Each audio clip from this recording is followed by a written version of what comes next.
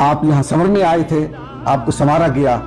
آپ یہاں بننے آئے تھے، آپ کو بنانے کی کوشش کی گئی. آپ پڑھنے آئے تھے، آپ کو پڑھانے کی کوشش کی گئی. اب جتنا آپ لے سکے لے لیا، اور جتنا حاصل کر سکے کر لیا. اب تو چھٹنے کو ہے علم کا یہ چمن. آپ یہاں سے جائیں گے تو کیا کریں گے؟ کیسی زندگی گزاریں گے؟ وہاں کا ترازو بہت سخت ہے، وہاں کا معیار بہت بلند ہے. وہاں شفقت نہیں ہے، وہاں محبت اور پیار نہیں ہے. وہاں آپ کو آزمایا جائے گا. ایک ایک چیز آپ کی دیکھی جائے گی.